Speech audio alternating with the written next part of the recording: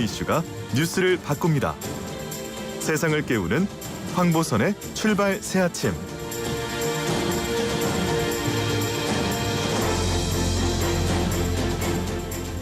네, 성남도시개발공사 유동규 본부장이 구속 기소가 되면서 대장동 사건 첫 번째 기소자가 나왔습니다. 하지만 구속영장에 기재되어 있던 배임죄가 공소장에는 빠졌죠.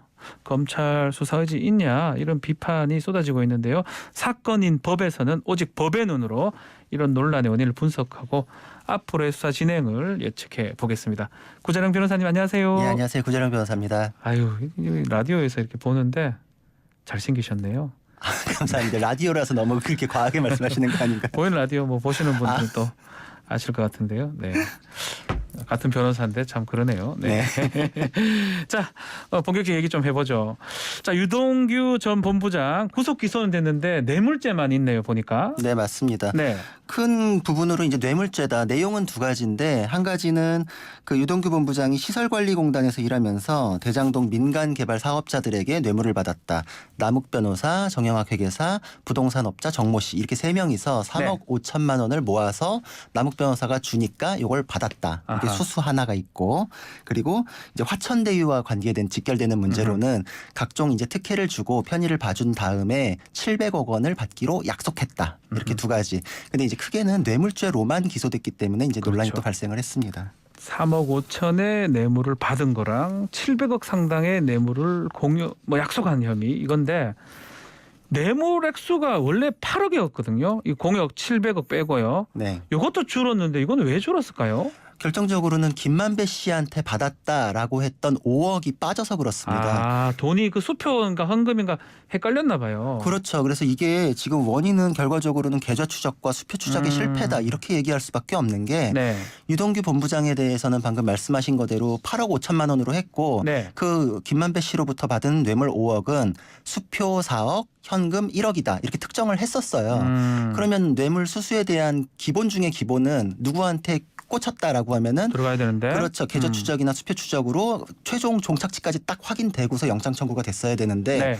이건 너무 특이하게도 유동규 씨에 대해서는 발부까지 받은 다음에 아하. 김만배 씨 청구할 때 이거 그 4억 수표가 딴 데 갔는데요. 이제 이렇게 하니까 검찰에서 아하, 참. 현금 5억으로 전달됐습니다라고 말을 바꿔버렸어요. 그러니까 수사 신빙성이 거기서 확 깨져버린 거죠. 네. 그러니까 거기서 김만배 씨 영장이 기각돼 버렸고 그러고 나서 이제 다른 부분으로 채워 넣을 수 있는지 20일 동안 몰아쳐서 수사를 했는데 그게 안 되겠으니까 아예 5억 부분을 뇌물에서도 빼버린 겁니다. 빼버렸죠. 예. 처음부터 저도 잠깐 뇌물 수사 같은 걸 해보면 가급적이면 사람들은 다 거짓말쟁이라고 생각하고 믿질 않고 계좌나 돈을 좀 봐야 되는데 그렇죠. 처음에 너무 녹취록을 따라가다 보니까 엉뚱하게 그 5억 날라가 버린 결과가 된 거예요. 그렇죠. 그래가지고 지금 네. 괜히 꼬투리만 잡혀가지고 기각은 됐지만 유동규 씨가 적부심도 청구했고 그렇죠. 지금 흐름으로 봤을 때는 아마 재판 과정에서 보석 청구도 아마 해놓지 않을까 이런 그럴 생각도 들 가능성도 정도. 예. 자, 비판이 좀 많은데 사실은 구속영장에 청구된 게 이렇게 빠지는 경우가 이렇게 있나. 배임죄도 빠져버렸고요. 뇌물죄 금액도 많이 줄어져 버렸는데 이게 좀 이례적이라고 봐야 되지 않을까요? 어떻습니까? 이례적이라고 봐야 될 것 같습니다. 저도 10년 이상 변호사 생활하면서 처음 봤고 저도 거의 이런 거 경우 그렇게 허술하게 하지 않거든요. 그렇죠. 그래서 제가 내 경험이 부족할까 싶어서 사실 현직에 계신 연수원 동기 검사님들하고도 얘기를 나눴는데 검사님들도 처음 봤다 그럽니다. 처음 봤다 그러죠. 네네네. 네. 그래서 이게 어떻게 이렇게 될 수 있을까. 이게 지금 검찰이 처음에 늑장 수사라는 비판이 있다 보니까 이제 시작을 한 이후부터는 또 너무 몰아쳐가지고 좀 덜 된 부분을 한꺼번에 껴넣은 게 좀 문제되지 않았을까. 이게 지금 아시다시피 영장을 발부받으면은 20일 동안 마무리 수사해야 되잖아요. 그렇죠. 10일 10일이잖아요. 그렇죠. 그러면은 검찰도 그거는 데드라인이 설정돼 버리는 거기 때문에 갑자기 굉장히 쫓기거든요. 네. 그러니까 무르익은 다음에 신병 확보하고 마무리 수사해서 기소했어야 되는데 여기에서 스스로 지금 여론을 너무 의식하다 보니까 운신의 폭을 스스로 좁힌 게 아닐까. 구속이 되면서 스스로가 지금 마무리가 안 될 상황이 되니까 감당이 안 돼서 빼버리는 상황이 이례적인 이런 상황이 벌어졌다. 이렇게 볼 수 있습니다. 이러다 보니까 다 비판해요. 예를 들어서 야당도 비판하고 또 여당이나 이쪽도 왜 처음부터 김만배나 아니면 곽상도나 박영수나 눈에 띄는 사람부터 해야지 이렇게 그 녹취록 따라가다가 이런 결과 난 거 아니냐 이런 것 같은데 문제는 스텝이 많이 꼬였다고 지금 말씀하셨잖아요, 구 변호사께서. 네. 앞으로 절차 진행할 때도 상당히 문제가 될 것 같다는데 어떻게 보십니까? 이게 지금 당장 딱 와닿는 게 네. 그 심근마다 구속 기간 6개월인 거 아시잖아요. 예, 6개월이죠. 그렇죠. 근데 이게 일반적으로 그렇게 얘기할 뿐이지 보통은 이제 사건 하나가 수사돼서 기소되면 네. 재판 하나가 열리잖아요. 그렇죠. 그때 6개월인데 재판은 하나지만 여러 개의 사건이 병합되는 경우가 있습니다. 그럼 재판은 하나지만 사건은 뭐 2개, 3개 이렇게 되잖아요. 네. 그래서 6개월의 기간이 끝나갈 때는 병합되어 있는 다른 사건으로 영장을 바꿔가지고 다시 발부하면은 6개월이 다시 스타트 되거든요. 그렇죠. 근데 지금 이 사건은 업무상 배임죄 지금 기소도 못했는데 영장 청구할 때 뭉뚱그려가지고 한꺼번에 지금 발부를 받았잖아요. 그러니까 업무상 배임에 대해서는 지금 영장이 나왔거든요. 네. 그러면은 업무상 배임에 대해서 추가 기소를 하더라도 나중에 그걸 가지고서 영장을 못 재판하게 칠 것이다. 그렇죠. 예. 그러면은 괜히 지금 검찰이 수사도 지금 굉장히 쫓기게 됐을 뿐만 아니라 예. 재판 넘어가서도 6개월 만기 보석에 대해서 쫓기면서 공소 유지를 해야 되기 때문에 나중에 6개월 되면 만기 보석으로 유동규 씨가 나오는 거 아니냐 이런 얘기가 지금 벌써부터도 나오고 있습니다. 그렇죠. 더 어떤 뇌물이나 다른 상황을 발견하지 못한 이상 나올 가능성도 있다. 구속기간 만료 전에. 그렇죠. 다른 범죄 특히 배임죄 같은 경우는 지금 만만치 않은 것 같긴 한데 어쨌든 검찰 입장에서 그렇게 얘기를 하긴 하더라고요.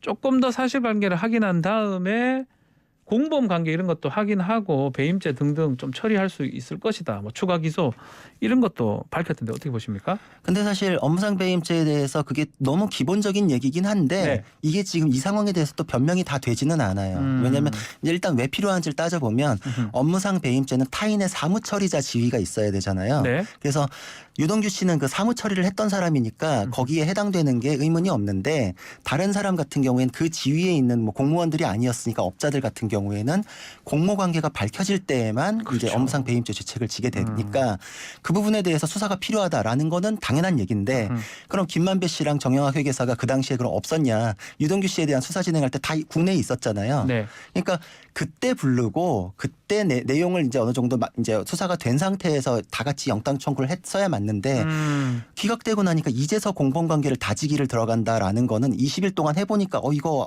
마무리가 안 되네 이렇게밖에는 지금 안 된 설명이 안 되는 얘기라서 검찰이 그 부분에 대한 수사가 충분치 않았음에도 너무 급하게 영장 청구 쳤다라는 비판이 지금 사그라들지 않는 겁니다. 네, 우리 검찰이 참 이런 수사 왜 이렇게 못하나 이렇게 한데. 근데 좀 의아한 것도 있는 게 제가 영장 청구 제가 이제 실질 심사 많이 들어가면은 업무상 배임죄가 사실 경제범죄 중에 그 법리가 제일 어렵잖아요. 저는 뭐 거의 안 되던데 잘 쉽지 않은데요. 예. 법리가 너무 어려워서 배임이 인정되더라도 액수에 대해서 다툼이 있으면 그렇죠. 그것만 가지고도 기각이 되거든요. 맞습니다. 그러니까 처음에 청구할 때도 저는 와, 이 사건이 이렇게 빨리 수사가 될 수 있을까 깜짝 놀랐는데 아니나 다를까 기각돼 버리니까 지금 비판이 수습이 안 되는 거죠. 그럼 뭐 변호사 입장에서 오래 일을 하셨으니까 이렇게 된 원인이 뭘까요? 뭐 결과적으로는 FIU에서 이상 거래라고 이제 자료가 왔을 때부터 FIU라는 건 자금 흐름이죠. 그렇죠. 금융정보분석원에서 김만배 씨 자금 흐름 이상하다라고 통보 왔을 때부터 지금 5개월 지났고 그럼 사실 그때부터 시작했어도 수사에 여유가 있었을 텐데 김만배 돈을 보고 더 갔으면 어땠을까요? 470 몇 억 뽑았다니 하니까. 거기부터 따라갔어도 사실 예. 실체에 들어갈 수 있는 단서는 됐습니다. 사실 그게 좀 더 나았다는 거죠. 그렇죠. 예. 그리고 결국은 사실 지금도 그 돈을 따라가고 있거든요. 그럼 그때 5개월 정도 허송세월한 게 이제 와서 너무 아쉽다. 그리고 비판이 이제 그렇게 오니까 늑장 수사에 대한 걸 만회하려고 벼락 수사를 하다 보니까 유동규 씨 부분에 대해서는 네. 업무상 배임은 그때 너무 물리적으로도 안 되는 시간에 집어넣어가지고 아하. 미스가 났다. 이렇게 아하. 볼 수 있을 것 같습니다. 자, 아마 그래도 뭐 그럼에도 이 대장동 사건의 핵심은 그 업무상 배임죄, 천문학적인 손실을 성남시한테 끼쳤다 이런 부분인데 앞으로 이제 이게 불기소 될 거 아니냐 이런 얘기도 있어요. 정치권에서는 이제 그런 의혹도 제기를 그래서 하고 특검 필요하다 얘기도 나오고요. 그렇죠. 네. 근데 사실 뭐 아직은 그렇게까지 얘기하는 건 조금 과할 수 있다 이런 생각이 드는 게 저는 사실 이게 불기소가 될 수는 없다고 생각은 하기 때문에 더 그렇긴 한데 지금 뭐 증언, 녹취록만 가지고 진행되는 수사는 아니거든요. 네. 지금 거기 성남시의 업무 관련 공무원들이 굉장히 많고 이분들 같은 경우에는 문제 생길 것 같다 생각하니까 근거를 만들어 놓고 이메일로 나는 초과이익 환수에 대해서 이거 있어야 된다라고 의견을 제시했던 분들도 계시고 네. 그분들이 또 진술도 하고 계시거든요. 그러니까 이 초과이익 환수가 삭제됐거나 또는 이제 뭐 반대로 지금 얘기하기엔 뭐 건의를 받아들이지 않았다 이렇게 하지만 사실 둘 다 업무상 배임으로 구성하기에 법적으로 그렇게 굉장히 달라지지는 않거든요. 네네네. 그러니까 수사는 진행될 수밖에 없고 영장도 치고 이러면서 왔던 사건이 이제 와서 불기소가 되는 건 사실 그건 또 더 말도 안 돼 이례적이고 그러면 김만배 씨 영장 재청구하면서 다시 덜컹덜컹은 했지만 궤도로는 찾아가지 않을까. 그래서 결국은 기소는 되지 않을까 이렇게 예상을 하고 있습니다. 업무상 배임죄도 기소가 된다. 근데 만약 말씀대로 기소가 된다 그러면 지금 배임을 빼고 기소를 했잖아요. 유동규 관련해서. 네. 요것도 좀 이상하지 않나요? 어떻게 평가해야 될까요? 근데 지금 사실은 유동규 본부장에 대해서는 그때 처음 영장 청구할 때 업무상 배임을 아직 숙성이 안 됐는데 집어넣었던 그게 미스였던 것 같고 처음에. 네, 저는 지금 흐름상으로는 지금 이렇게 다지기를 해서 지금 들어갔어야 맞지 않나 이렇게 생각하는 입장이거든요. 네. 업무상 배임죄 진짜 어렵습니다. 그리고 사실 저는 사실은 무죄 나는 걸 꽤 많이 봤거든요. 그렇죠. 많이 봤죠. 법원 저도 가서. 그래서 변호사 입장에선 저도 무죄 받아가지고 네. 업무상 배임죄 다툴 여지가 많다 이렇게 생각을 하는데 이게 왜 그러냐면 기업체 같은 경우에는 경영 판단의 법칙이 들어가고 그렇죠. 이런 공무원들 같은 경우 정책 판단이라는 게 그렇죠. 들어가기 때문에 재량의 여지를 또 많이 주거든요. 네. 그 부분에 있어서는 사실 금전적으로 뭐 1억, 2억 이렇게 왔다 갔다 하는 거 이상의 이득이 있다라는 자료들이 막 쏟아져 들어오면은 수사 관계도 그렇고 재판에서도 그렇고 자료도 많고 판단해야 될 것도 굉장히 많기 때문에 그렇죠. 이거는 정말 수사기관에서도 준비 많이 해야 되는 사건입니다. 실제로 뇌물이나 이런 문제가 해결이 안 됐을 때 배임죄로 가는 경우가 사실 많은데 뭐 일단은 배임죄 부분을 한 거는 뭐 이재명 지사 이런 것들 연결하기 위해서 아마 뭐 언론에서 보도되니까 했지 않을까 생각이 듭니다. 어쨌든 지금은 그 부분은 빼진 상태고 앞으로도 기소가 될 수 있다라고 하는데 자 유동규, 김만배, 남욱, 정영학 이른바 4인방 네. 대장동 4인방인데 이 사람들 신병 처리는 어떻게 될까요? 뭐 정영학 회계사는 처음부터 입장을 정하고 굉장히 적극적으로 협조하는 걸로 알려졌기 네. 때문에 아마 그 사람에 대해서는 조금 고려를 해가지고 불구속 기소 뭐 이럴 수도 있는데 나머지에 대해서는 아마 영장 청구를 하지 않을까. 남욱도. 예, 제가 보기엔 그럴 가능성이 높아 보이고 네. 그래서 검찰 수사에 대해서 지금 이제 비판이나 의혹도 많이 제기되잖아요. 근데 네. 김만배 씨에 대해서도 재청구를 할 거라고 생각하기 때문에 재청구의 결과로 검찰 수사에 대한 평가를 바로미터로 삼으면 되지 않을까 이런 생각이 듭니다. 김만배 씨 영장 재청구 요거를 지켜봐야 된다라고 말씀 주셨습니다. 자 오늘 말씀 여기까지 듣겠습니다. 감사합니다. 감사합니다. 지금까지 구자룡 변호사였습니다.